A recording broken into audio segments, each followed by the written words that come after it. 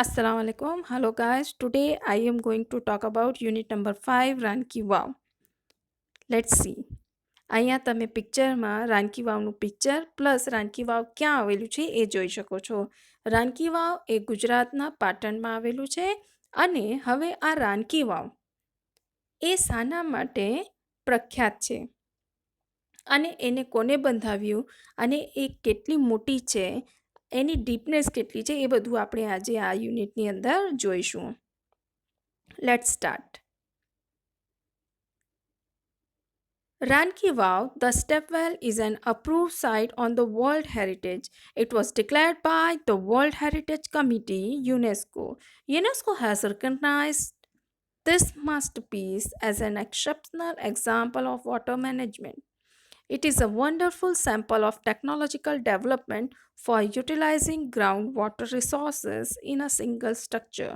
It is also a unique illustration of breaking large space, smaller volumes with artistic presentation. Ranki Vav has a great appeal to every observer. Let's start. Ranki Vav, the stepwell, is an approved site on the World Heritage. એટલે રાનકી વાવ એ વિશ્વ ધરોહર તરીકે એને માન્યતા આપવામાં આવી છે. એ સ્થાન ધરાવે છે વિશ્વ ધરોહર તરીકે. હવે આને એઝ અ વર્લ્ડ હેરિટેજ માન્યતા કોણે આપી? તો it was declared by the world heritage committee UNESCO. એને વિશ્વ ધરોહર તરીકેની માન્યતા યુનેસ્કો સમિતિએ આપી. UNESCO has recognise this masterpiece. યુનેસ્કોએ આ માસ્ટરપીસ એટલે કે અદ્ભુત કલાકૃતિનો નમૂનો તો એને recognise as an exceptional example એને એક અસાધારણ ઉદાહરણ તરીકે માન્યતા આપી. હવે શાની માન્યતા આપી? તો વોટર મેનેજમેન્ટ સિસ્ટમ, જલ સંસાધન પદ્ધતિ. એટલે કે આ જે રાનકી વાવ છે એનું જે વોટર મેનેજમેન્ટ સિસ્ટમ છે એ એક ઉત્કૃષ્ટ કલાકૃતિનો અસાધારણ નમૂનો છે. It is a wonderful sample of technological development for utilizing groundwater resources in a single structure.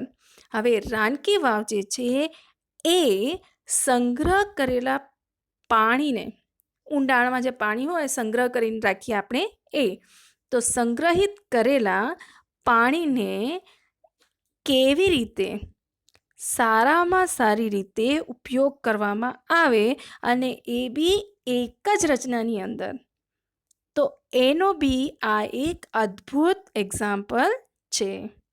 It is also a unique illustration of breaking large space, smaller volumes with artistic presentation. આની સાથે સાથે આ એક ઉત્કૃષ્ટ ઉદાહરણ છે. શાનો? તો breaking large space એટલે વિશાળ વિસ્તારને નાના નાના ભાગમાં વહેંચીને કલાત્મક રીતે તમે કેવી રીતે પ્રસ્તુત કરી શકો એનો બી આ રાનકી વાવ એક અનન્ય ઉદાહરણ છે. Rani ki Vav has a great appeal to every observer. Rani ki Vav દરેક મુલાકાતી માટે ખૂબ જ આકર્ષણ ઉત્પન્ન કરે છે. હવે ફરી પાછું એક વખત જોઈ લઈએ કે રાનકી વાવ જે છે એને યુનેસ્કોની કમિટીએ as a world heritage declare કર્યું. અને એ શાના માટે રાનકી વાવને એ લોકોએ વર્લ્ડ હેરિટેજ તરીકે માન્યતા આપી? તો આનું જે અંડરગ્રાઉન્ડ વોટર રિસોર્સિસ છે, તો તમે જોઈ શકો છો કે વાવની અંદર પાણી છે, એનું જે મેનેજમેન્ટ સિસ્ટમ છે અને એની અંદર જે કલાકૃતિઓ છે એ બધા જોઈને હવે યુનેસ્કોએ એને એઝ અ વર્લ્ડ હેરિટેજ માન્યતા આપી. ચાલો નેક્સ્ટ જોઈએ. Queen Udemati, the widow of King Bhimdev I, constructed this vow between an 1022 and 1063 AD. Ranki Vav has become one of the most popular places to visit in Gujarat. King Bhimdev first belonged to the Solanki dynasty of Ahinwal Patan. After his death, Udaymati took up the project for solving the problem of water scarcity faced by the people of Patan. Unfortunately, the queen also died before the completion of this structure. In the world of architecture, her beautiful idea has received immense appreciation. Queen Udayamati. હવે તમે અહીંયા queen જોઈ શકો છો. Queen Udayamati એમને આ રાણકી વાવ એમના હાથમાં જે પિક્ચર છે આઈડિયા એમનું તો એ પિક્ચર રાણકી વાવનું છે તમે જોઈ શકો છો. તો હવે queen Udayamati the widow of king Bhimdev first. અહીંયા તમે કિંગ ભીમદેવ ફર્સ્ટનો બી પિક્ચર જોઈ શકો છો. તો કિંગ ભીમદેવ ફર્સ્ટ એમની પત્ની ક્વીન ઉદયમતી એમના મૃત્યુ પછી એટલે કે જ્યારે એ વિડો થઈ ગયા વિધવા થયા ત્યારે હવે એ ક્યારે વિડો થયા તો between 1022 and 1063 AD domini anno domini. હવે જ્યારે એ વિધવા થયા ત્યારે Rani Vav has become one of the most popular places to visit in Gujarat. હવે રાનકી વાવ જે છે એ ગુજરાતમાં જોવાલાયક સ્થળોમાં સૌથી લોકપ્રિય સૌથી પ્રખ્યાત જગ્યા છે. King Bhimdev first belong to the Solanki dynasty of Anhilwad Patan. હવે રાજા ભીમદેવ ફર્સ્ટ એટલે કે પહેલા એ અહિનવાલ પાટણના સોલંકી રાજવંશના હતા. After his death, Udaymati took up the project for solving the problem of water scarcity faced by the people of Patan.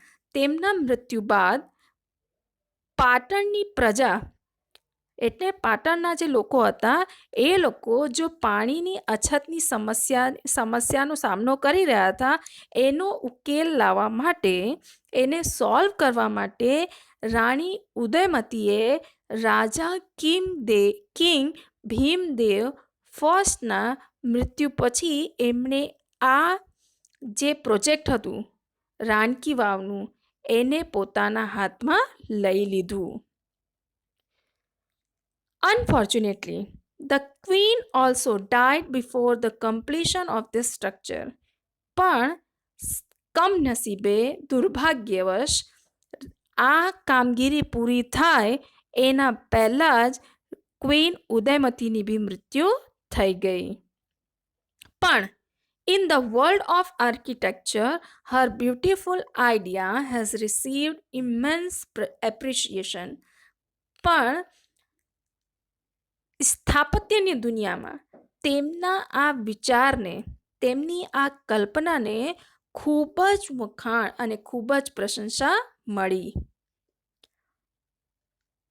હવે ખ્યાલ આવી ગયો કે પાટણમાં એ હતા.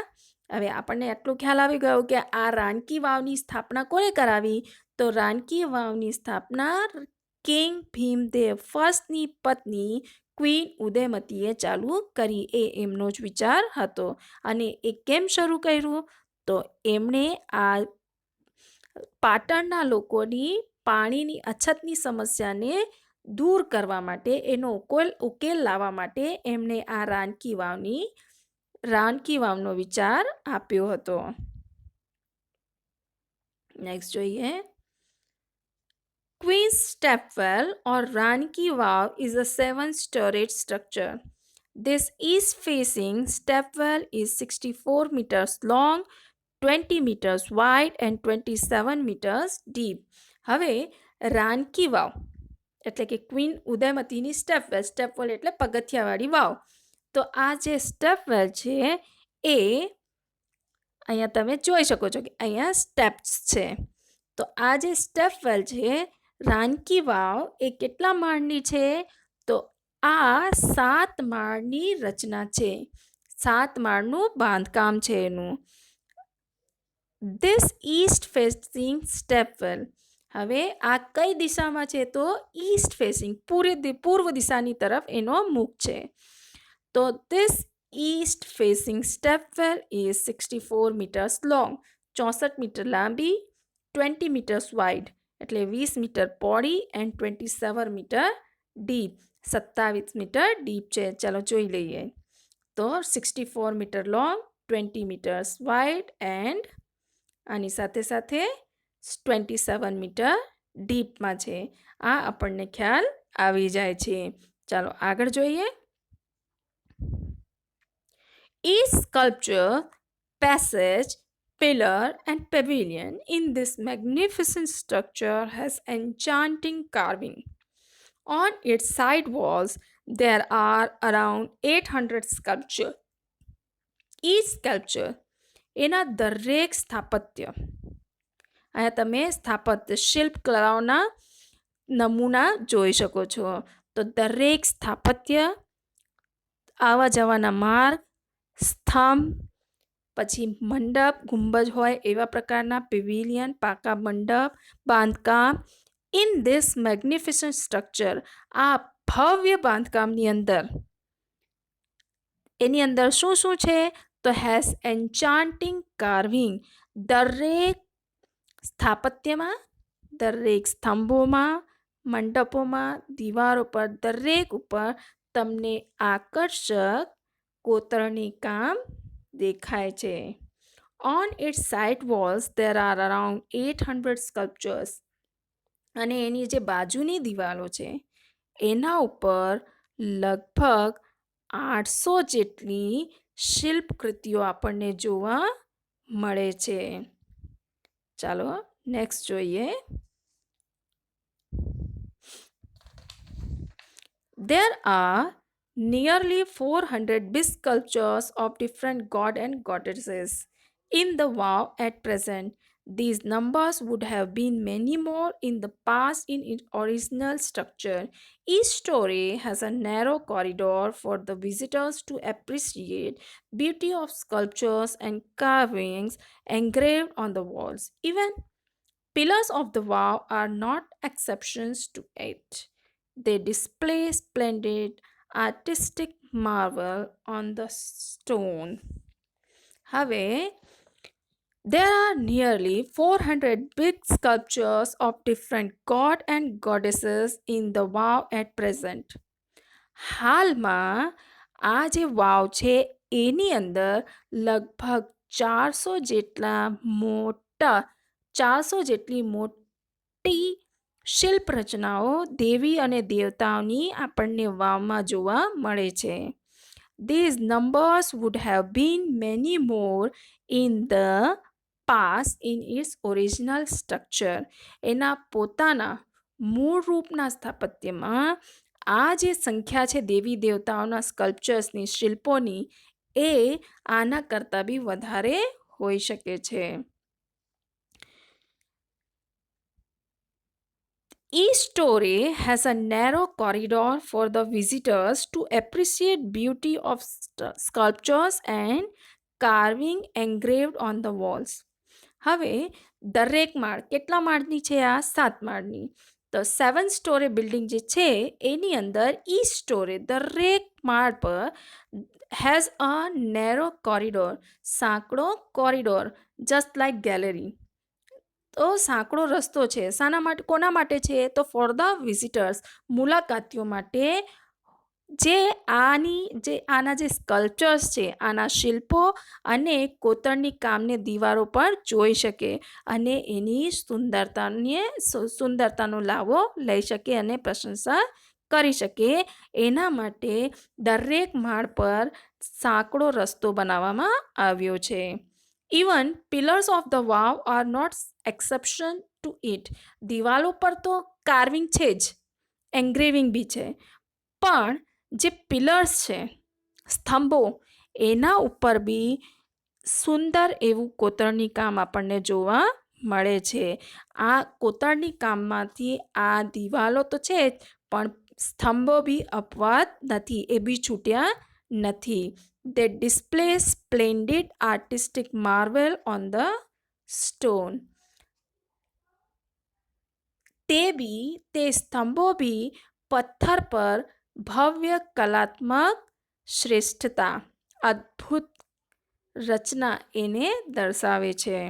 આપણે હવે જોઈ શકીએ છીએ કે અહીંયા તમને પથ્થરો પર સાઇડ વોલ્સ અને પિલર્સ બધા ઉપર તમને અદ્ભુત રચનાઓ, અદ્ભુત કલાકૃતિ, અદ્ભુત કોતરણી કામ જોવા મળે છે. ઓકે, I hope કે you can understand this and we will meet next time. Okay, thank you very much.